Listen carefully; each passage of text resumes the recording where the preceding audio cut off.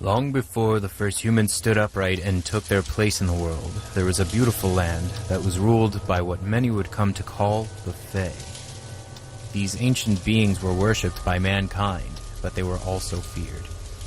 Humans were right to be afraid, for there were many different creatures that lived in the darkness, watching us, waiting. Most were harmless enough, amusing themselves by causing mischief and playing pranks on humans that crossed their paths. However,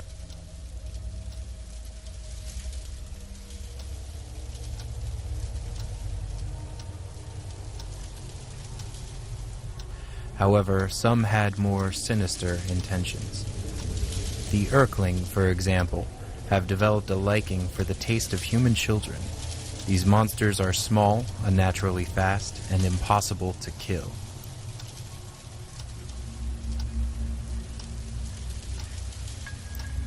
It was an unlucky tragedy for my people that we decided to build our village here, right in the middle of the Urkling's territory.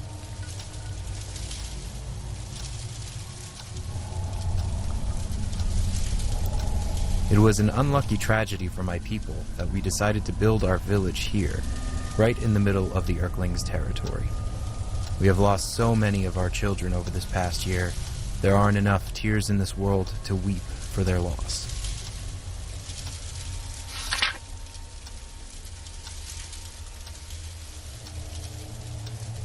Thankfully, though, my grandmother taught me well in the ways of my druid ancestors. I may not be able to kill the little beasts, but I was able to work out a spell that binds them to this book. I can only hide it and pray that it never falls into the hands of a child.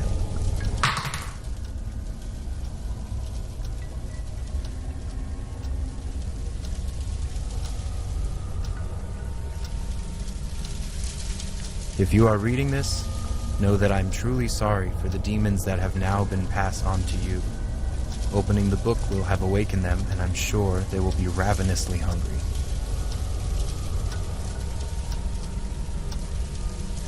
Once the book is opened, you must read it out loud from beginning to end in order to return them to their magical prison.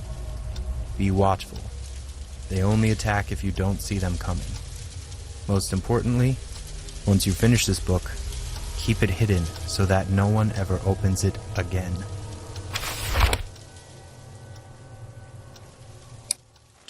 WIGS-FM 98.7 Game Talk. Hello, darkness. My name is Nick Gloom. It's just me tonight. As you guys know, we answer game questions and talk tips and tricks. Well, Nate usually does. I don't really play most of those games. Anyway, let's get to the phones. First caller, you're on the air. Hi, Nick. I'm wondering, how do I beat the final boss in Terminator Destruction?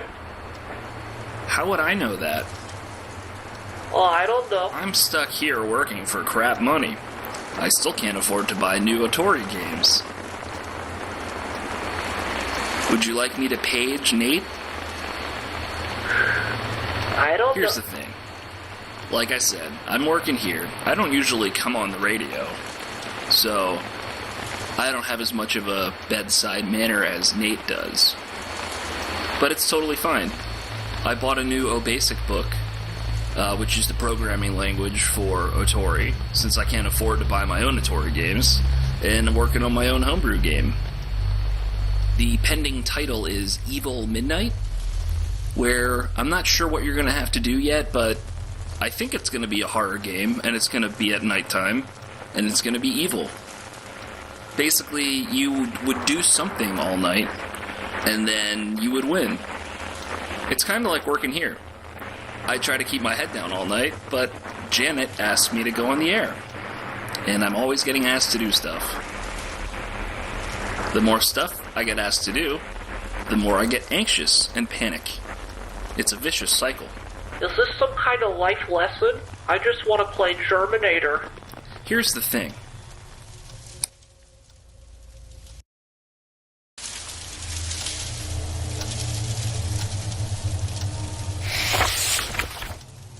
Little Maggie O'Brien was the first. The children had been playing in Hogan's Forest when they all heard a noise. Sensing no danger because there were so many of them, 12 children in all decided to investigate the source of the strange sound.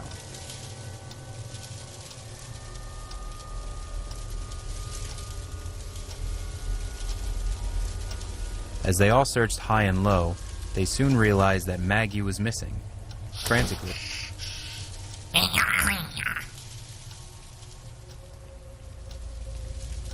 Frantically, they began searching for their friend.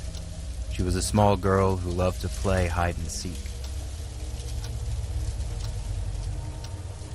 Her big brother Colin insisted that she was probably hiding somewhere, safe and giggling to herself as she watched everyone search for her.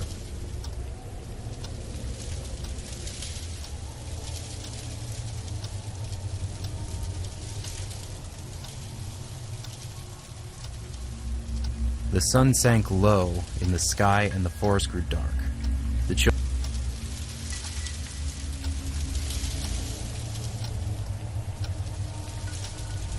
The children, frustrated and panicked, ran back to the village to alert their parents that little Maggie was nowhere to be found.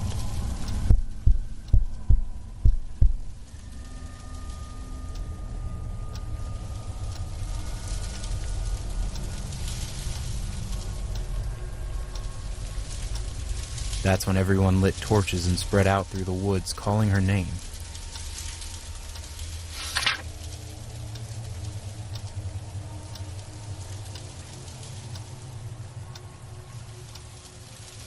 The little girl's mother sobbed desperately as we all inspected every corner of those woods in hopes of finding her.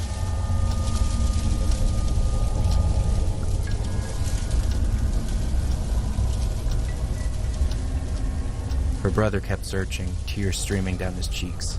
I'm her big brother, he said, rubbing his eyes.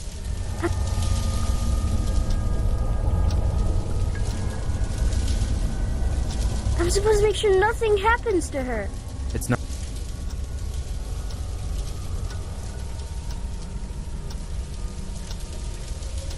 It's not your fault, Colin, I assured him. We'll find her soon, and she'll be no worse for the wear.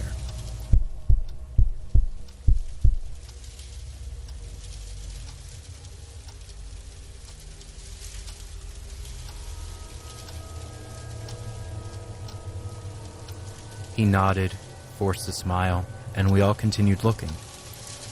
The moment I heard him scream, I knew he had found her.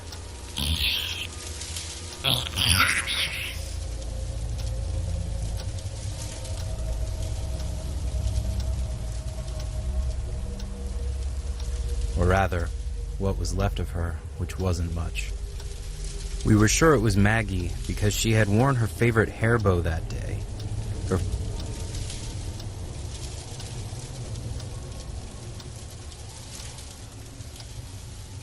Her father plucked the pink ribbon from the body and fell to his knees, wailing into the darkness.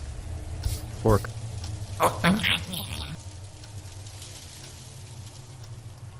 Colin tried to tell us then. He said that she had been covered in what he described as little green men.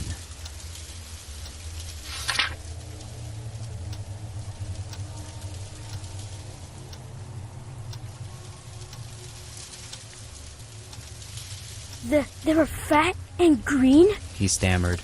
With bright glowing eyes. They were biting off bits of skin and flesh. No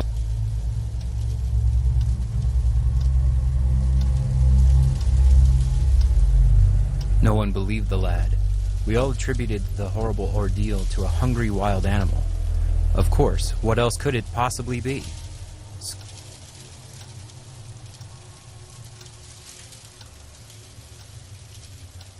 Scooping up what remained of little Maggie, the townsfolk set to work preparing for her funeral.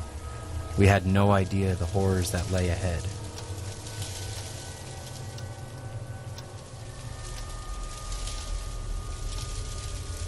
I thought to myself how strange her wounds looked. I couldn't help but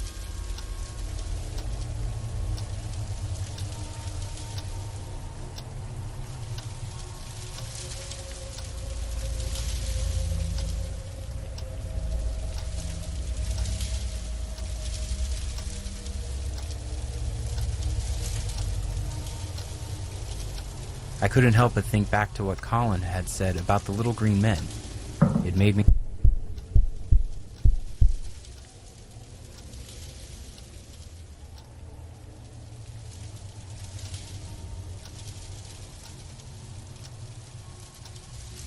It made me think of the stories my grandmother used to tell me.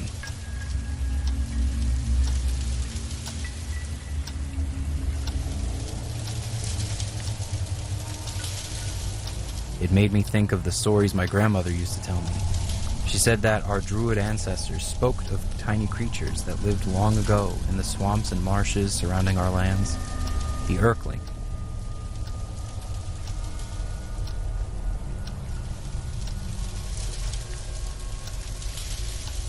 The Erklings, she called them.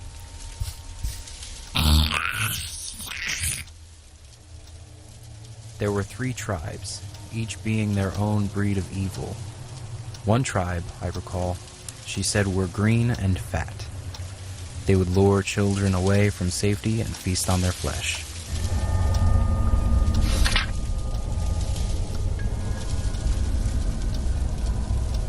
We didn't live near any swamps. Surely the boy's mind was playing tricks on him. Besides, the Erklings weren't real. They couldn't be. They couldn't be.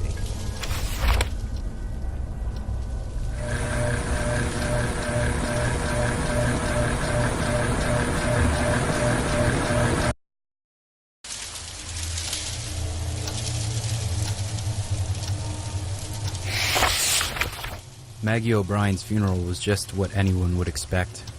Everyone did their best to comfort the grieving parents. Colin kept to himself.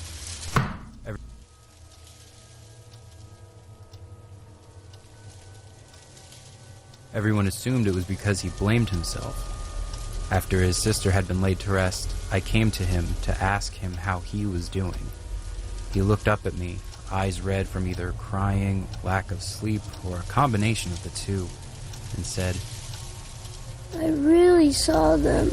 The little green monsters.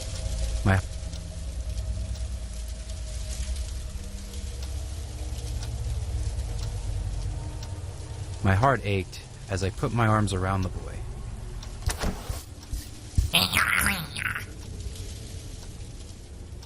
I kept telling myself that seeing his little sister in pieces couldn't have been easy for him. He was just...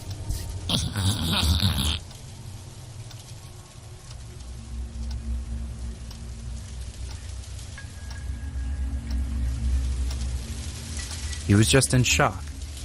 The stories of the Erklings were only told to scare children into doing what they were told. That was all.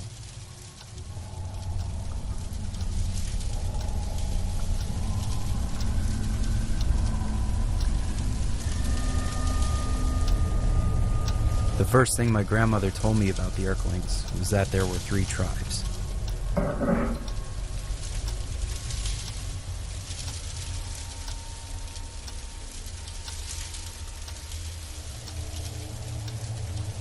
The green ones had round bellies and piercing blue eyes. She said they could be heard if you walked deep in the swamp at night.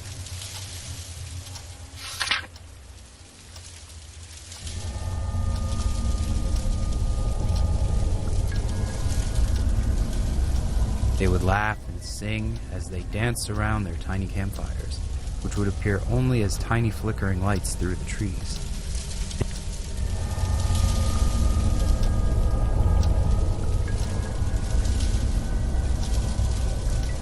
They were the least lethal of the 3 tribes, but every bit as evil.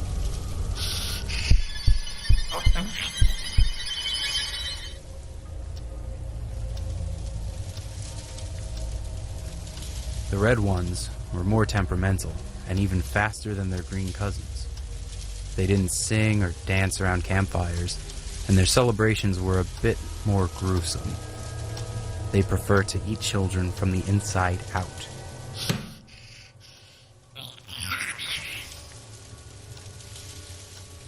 It was even thought by some that they were only red because they were stained by the blood of their victims. It was even thought by some that they were only red because they were stained by the blood of their victims. Fiery red,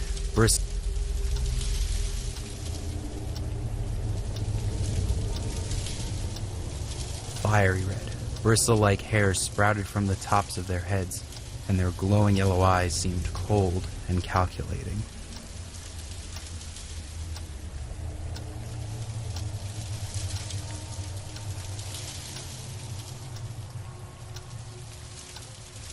The pale Urklings were in another class altogether. They had white skin and wild, untamed blue hair that flowed out in every direction.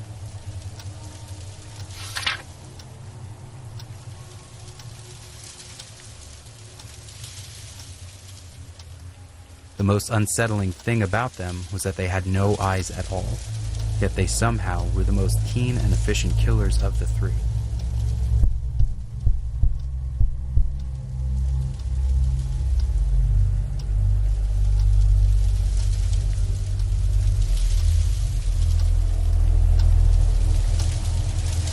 Grandmother said that their long, wiry hair could somehow sense the presence and locations of children.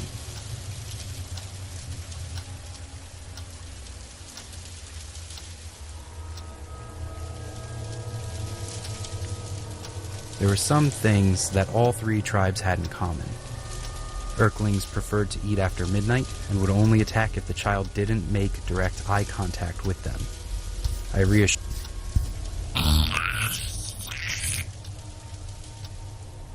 reassured myself that the O'Brien girl being attacked barely after sunset meant that she had to have been the victim of a wild animal attack.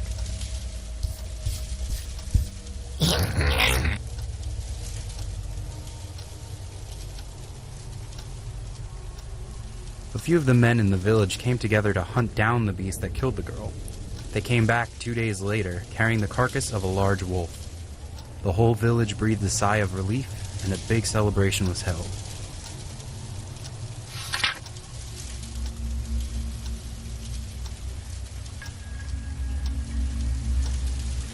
The only one besides myself that remained anxious was Colin. Looking at his face that night, I knew that he believed the creatures that killed Maggie were still out there, waiting. He was right. WIGS-FM 98.7 Game Talk. Hello, darkness. Welcome to the top of the hour. Again, I'm your host, Nick Gloom, filling in for Nate tonight. That was an interesting hour, I must say. I don't know, Janet, I feel like these kids don't like me. Hey, Janet, do you like me? And she's walking away, folks. Anyway, caller, you're on the air. Hey, Nick, just calling in, wanted to say that you suck. I just had a feeling that was coming. I feel like I'm not as approachable as Nate is. Oh yeah, so anyway, I forgot there's a sponsor slot I was supposed to fill last hour. This one goes out to all you greasy, pizza-faced listeners. Are you tired of popping pimples? Ew, gross. Do some zits appear over and over and you have to keep popping them? Gross. Kind of like that popular video game, Mole Whacker? From the creators of Simple Pimple comes the revolutionary cream, Pimple Buster. The all-in-one, scientifically formulated pimple-destroying cream. Call 155-PIM-PLES. But hurry before supplies run out. That's 155-PIMPLES. You know, Janet, I think Evil Midnight could use some Mole Whacker inspiration. Something to keep the player on their toes. Or at least that last prank caller could drink some of that Pimple Buster. I don't know what it is.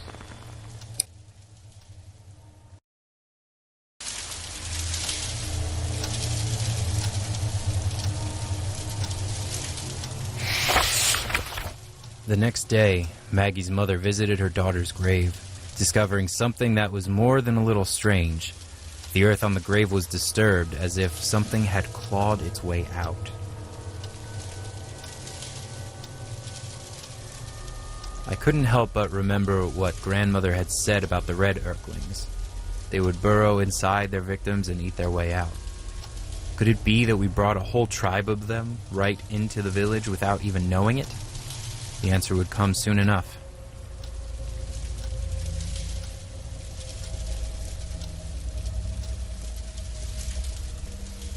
Jacob McLaren was found torn to shreds in his bed the following morning. Obviously, a wild animal hadn't attacked him inside his own house. Another devastated family and another funeral this soon after Maggie didn't sit well with anyone. The atmosphere became even more tense and uncomfortable. I insisted on inspecting Jacob's remains myself just to reassure myself that there was nothing hiding inside.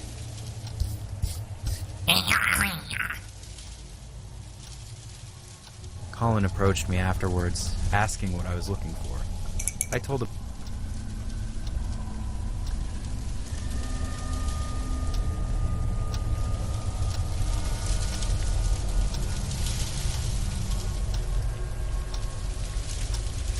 him it was nothing, but he knew better.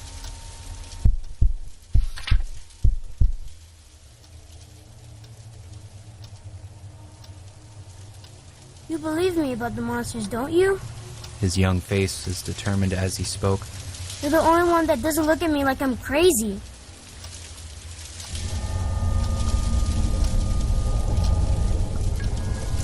I swallowed hard, started to deny it, but the words caught in my throat, and as much as I tried, I couldn't lie.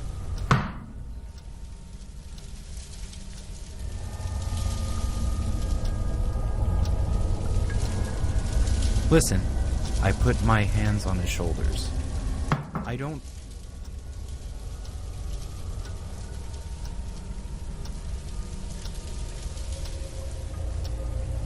don't think you're crazy, but we need to be sure of what we're dealing with before we spark a full-blown panic. Tell me exactly what happened.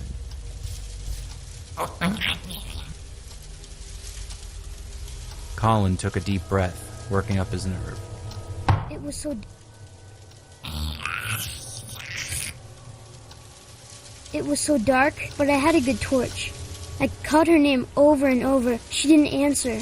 Then I heard...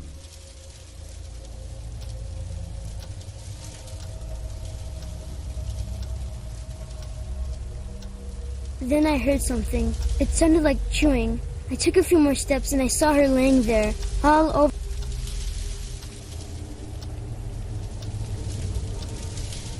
All over her were these fat little green monsters. They had mouthfuls of...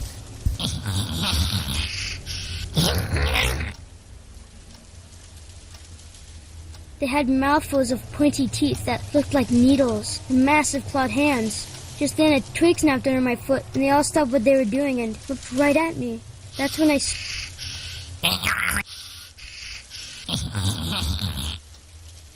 screamed, and they scattered.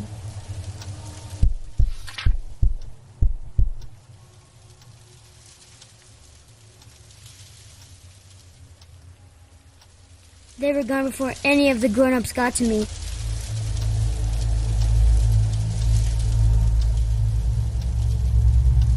His eyes filled with tears at the memory. Please, tell me what they are.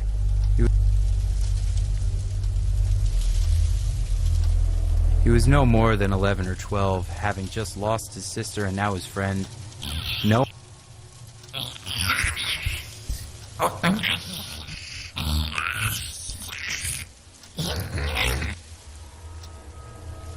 one had believed him when he tried to tell us before. It couldn't have been easy, but he opened up to me. I felt it only right that I tell him what I knew.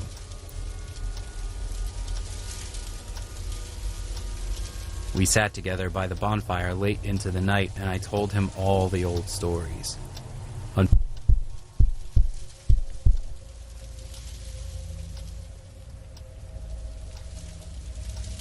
Unfortunately, the one thing that my grandmother hadn't mentioned was how to get rid of them. Looking into the flames, I got an idea. I knew that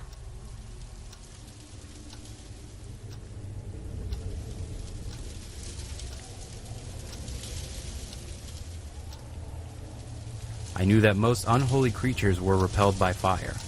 Well,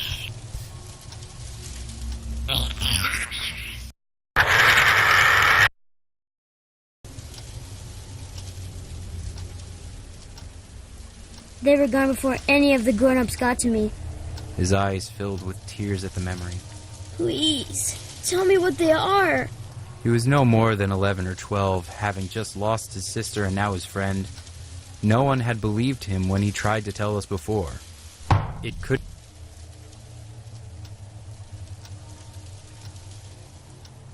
couldn't have been easy, but he opened up to me. I felt it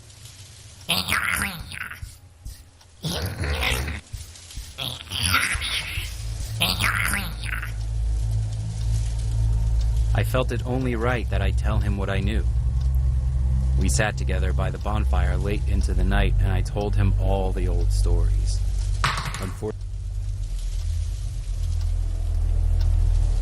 Unfortunately, the one thing that my grandmother hadn't mentioned was how to get rid of them.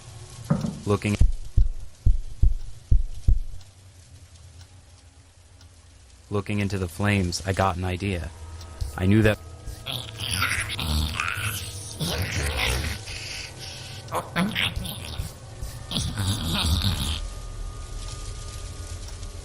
that most unholy creatures were repelled by fire. Well, Colin folded his arms. we would just have to test what happens to an earthling when it's on fire.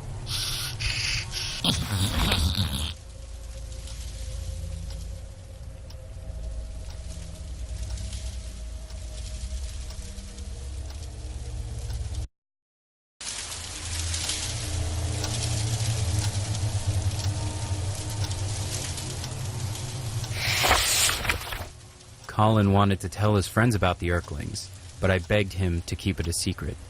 If anyone knew that my grandmother had passed down her druidic teachings, it would only take one person to scream, "Witch," and I would be as good as dead. He agreed and kept my secret.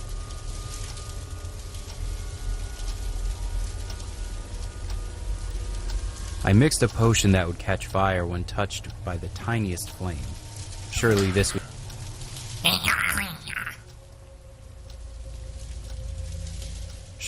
would send it screaming to the underworld. He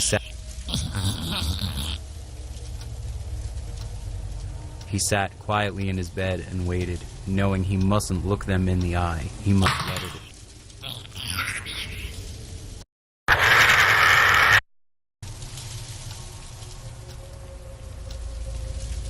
He sat quietly in his bed and waited, knowing he mustn't look them in the eye. He must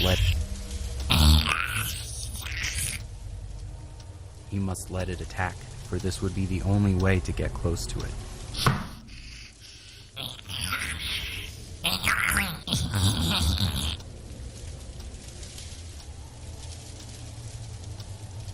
Just after the stroke of midnight, he began to hear them chuckling and shuffling around in the dark. Clutching the potion bottle, hands trembling, he lowered his gaze and braced himself. Sure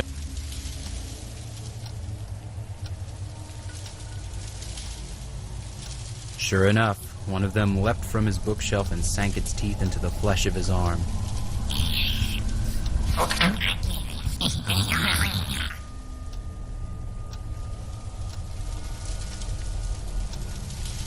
He screamed and unstopped the bottle, emptying the contents over the green Erkling. It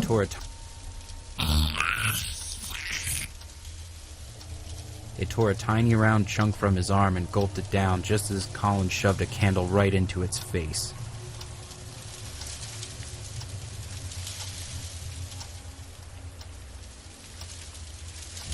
It lit up like a torch and made a horrific, high-pitched scream as it ran around the room trying to put itself out. The curtains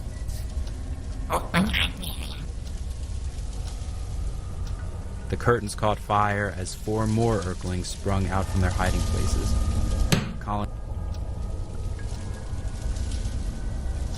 Colin ran outside, screaming and cradling his blood-soaked arm.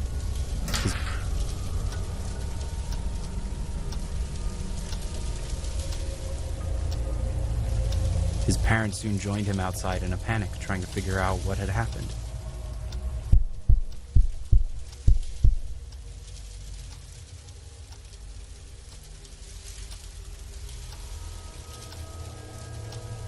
Just then, a tiny fireball came racing through the doorway and zigzagged towards the woods. I grabbed an empty glass jar from my cupboard and ran after it.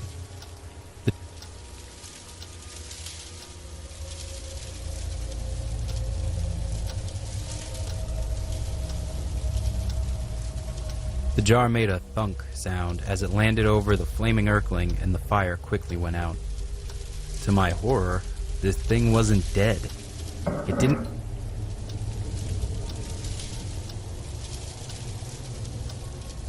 It didn't even look like it was dying.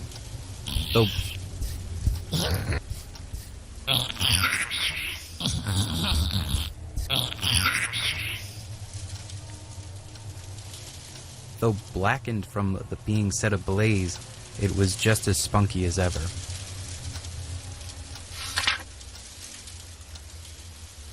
I quickly scooped up the jar and screwed the lid on. As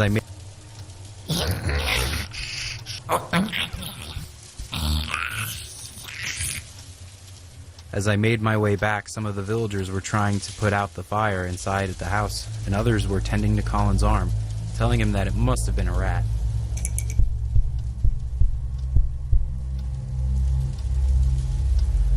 "I've never seen a rat quite like this," I shouted, and held the jar up high so everyone could see.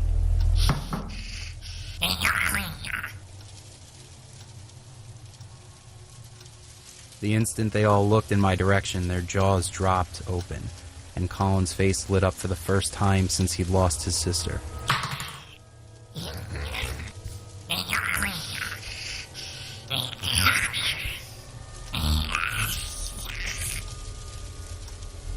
He knew everyone finally saw that he had been telling the truth all along, and they all felt terribly ashamed for not believing him in the first place. Unfortunately, the joy of this small victory was short-lived. For over the next 3 days, we tried every method we could think of to kill the little wretch, but no matter what horrific thing we did, it wouldn't die. WIGS-FM 98.7 Game Talk. Hello, darkness. I'm your host, Nick Gloom, in for Nate tonight, as we dive deep into Game Talk.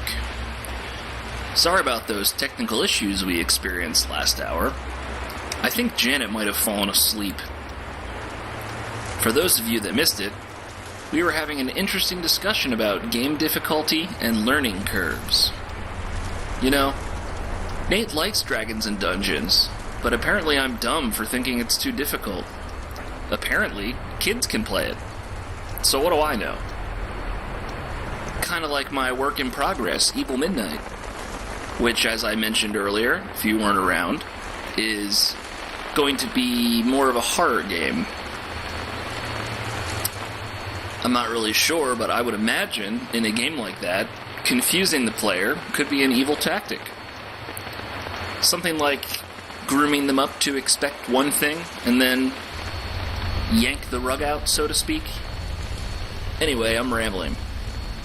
Hello, caller, you're on Game Talk.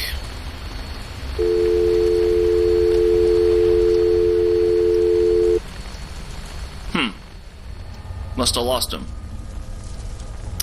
Hello, caller, you're on Game Talk.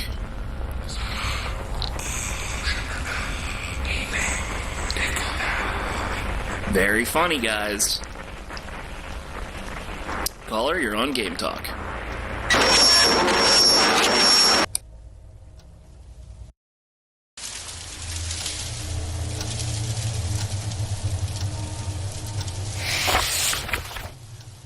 First, we tried drowning it.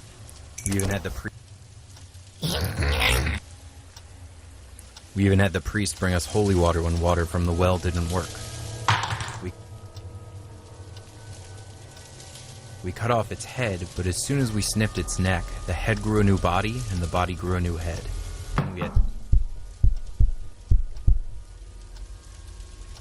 Then we had 2 angry Urklings in jars. It was immune to every kind of poison that we knew of. It could heal quickly from any cuts it sustained. We even tried squashing it flat, but it would just puff back up in a matter of a few minutes.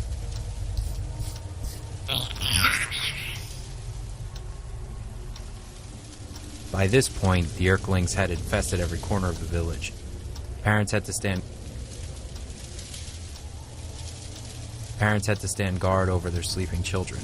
Between the stroke of midnight and the first light of dawn, they became absolutely ravenous.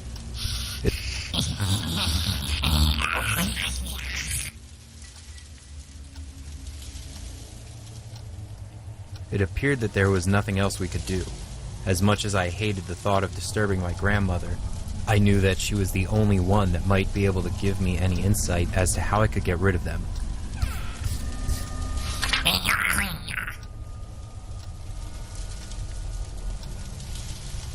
I asked Colin to meet me in secret at her grave. I brought grandmother's old spirit board with me, which had every letter of the alphabet on it.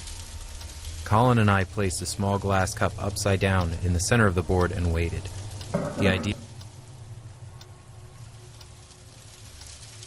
The idea was that her spirit would guide the cup to the letters, and in doing so, spell out a message to me.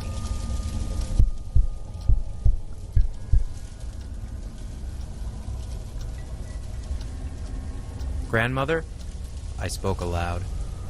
I really need your help. Speak to us. Your magic is the only thing that can save these children.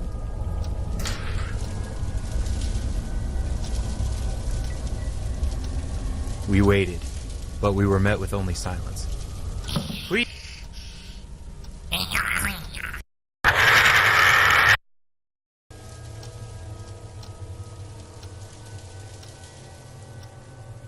We waited, but we were met with only silence.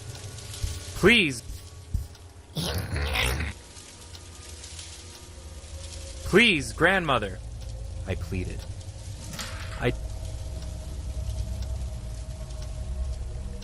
I don't know what to do. I would do anything to save these children, anything. Just tell me what to do, please. I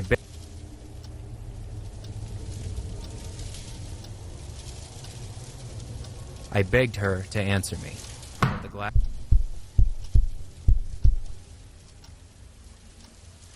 But the glass didn't move, and no answer would come from the spirit board that night.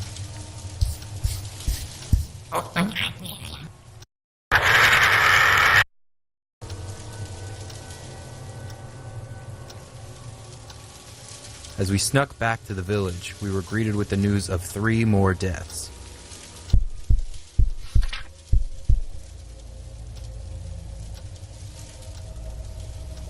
The widow Adams had fallen asleep guarding her 3 little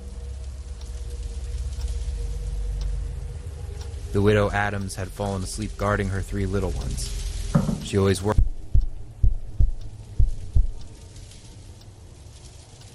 always worked so hard, toiling in the fields from dawn until dusk to make sure her family was fed.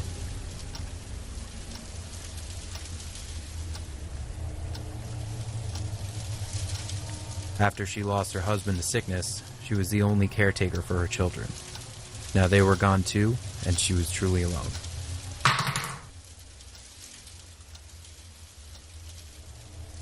As I lay in my bed crying, I felt responsible for what was happening.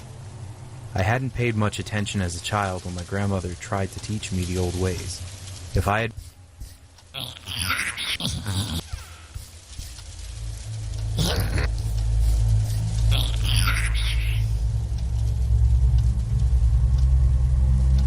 had been a better student, I could have spared my people so much misery and death.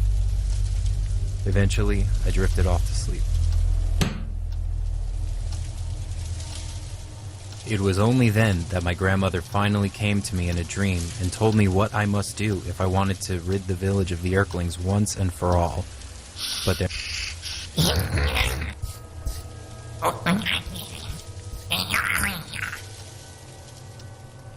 But their imprisonment would come at a terrible price.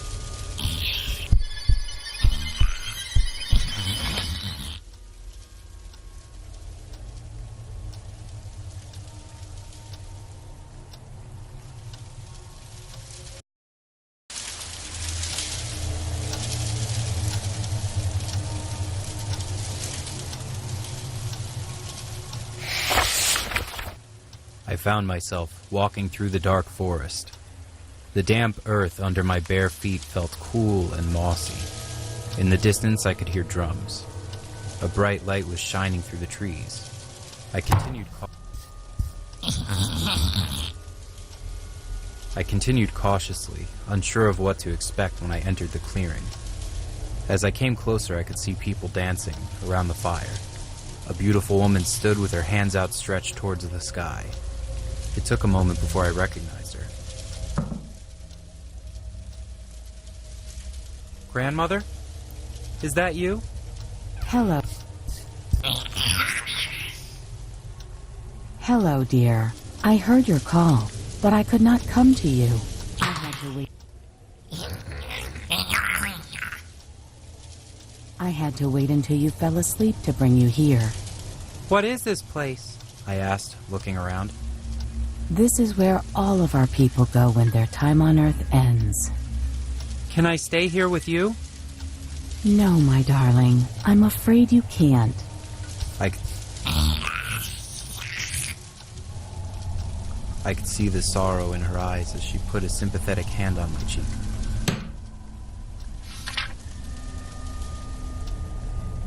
In fact, if you really mean to imprison all the Earthlings, you will never be allowed to take your place here. My heart sank like a stone. What do you mean?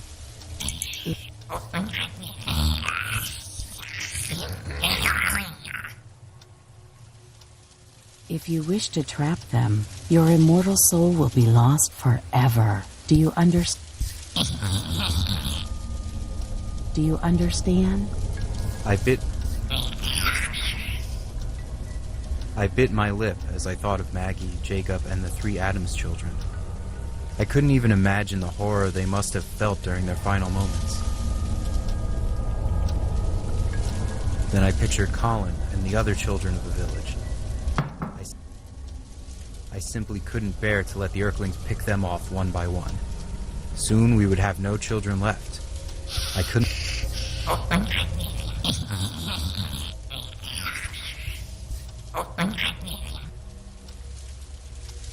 let that happen, no matter the cost. Tell me what I must do. My grandmother's expression grew dark as she described the ingredients to 2 potions. Then she explained the details of the spell I would have to perform to trap them within a cursed tome forever.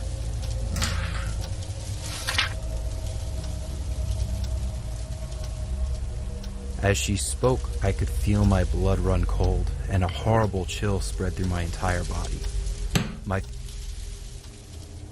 My throat became so dry that I could hardly speak. I can't, I managed to say. No, I can't do this. I stumbled backwards, feeling sick to my stomach.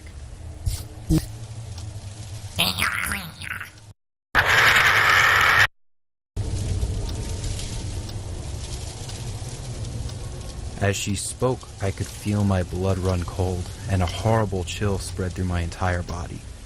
My throat became so dry that I could hardly speak.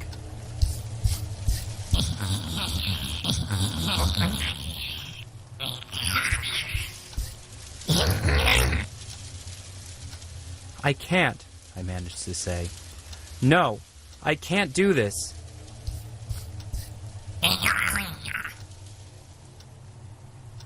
I stumbled backwards, feeling sick to my stomach. You must. If you don't finish every step exactly as I say, the Earthlings will never stop. I fell to my knees and put my hands over my face. Please, there must be another way.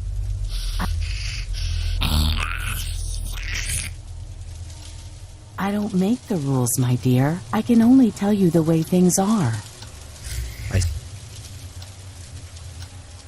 I sobbed pitifully, and my grandmother knelt down, putting her arms around me and holding me close.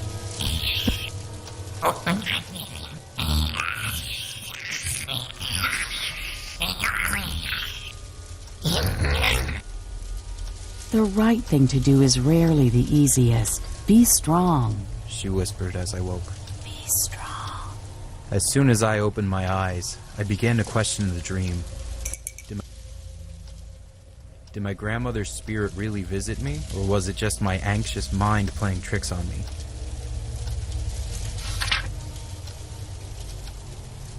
In my heart, I knew. I had to cast this spell. I had to save them.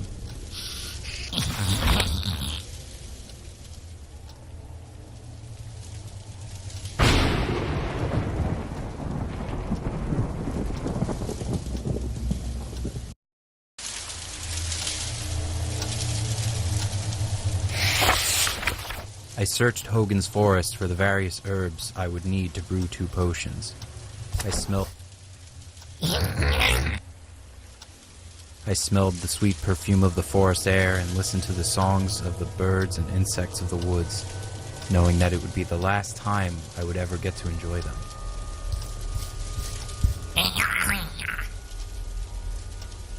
Once I gathered all my ingredients, I found Colin and told him that I knew how to end the Earthling's reign of darkness, but that I would need his help. I didn't tell him what was about to happen. I couldn't find the courage. Not to mention, if he knew what I was about to do, he would do everything in his power to stop me. He was a good boy. I never had...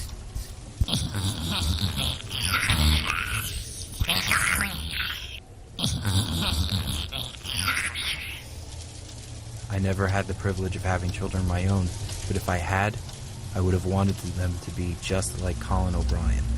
Brave, honest, and kind.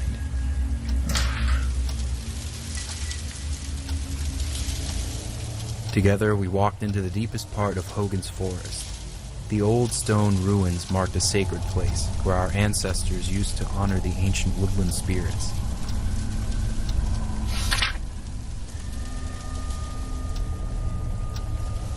Twelve large rectangular stones stood in a massive circle. I sat my pack down and opened it up.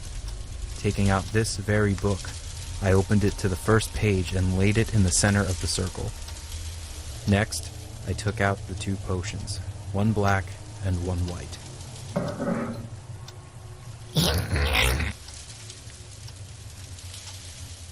I gave Colin the small bottle that held the black liquid. You will need to drink this. It will protect you.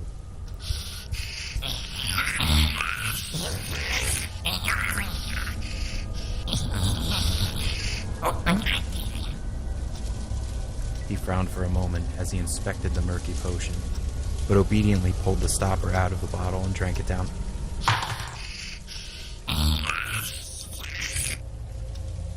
Ugh, that was awful. I smiled. Well, I don't plan on making you drink it again. I took the white potion and drank it, trying not to think about the fact that it was sealing my fate.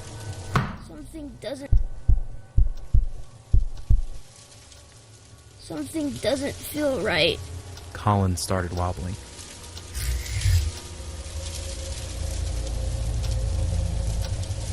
I'm sorry, my boy, I said sincerely. Truly I am. His eyes rolled back, and he fell into a deep, dreamless sleep. When he woke, he found himself bound with rope and blindfolded. The black potion, you see, had 3 functions. It was infused with herbs that would make him first and foremost irresistible to every Earthling within 100 miles.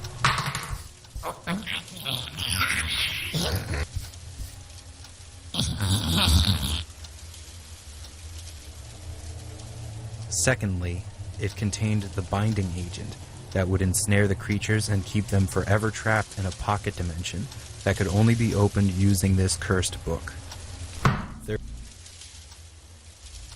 Thirdly, it incapacitated him long enough for me to finish the remaining steps of the spell.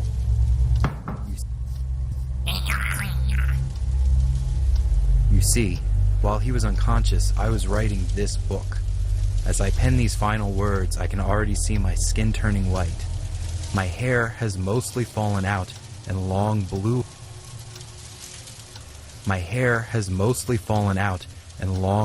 hair is growing in. At first I thought Colin was getting bigger, but I see now that I'm slowly shrinking.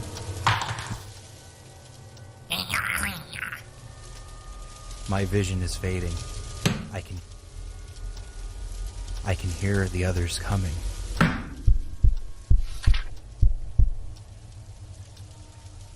I keep telling Colin not to be afraid, that it will all be over soon.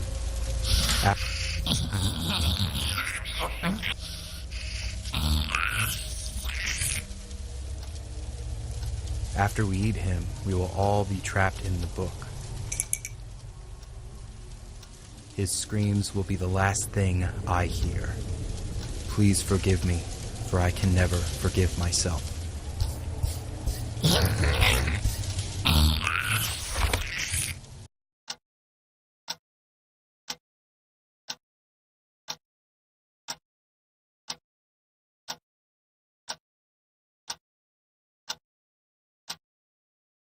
Thank you.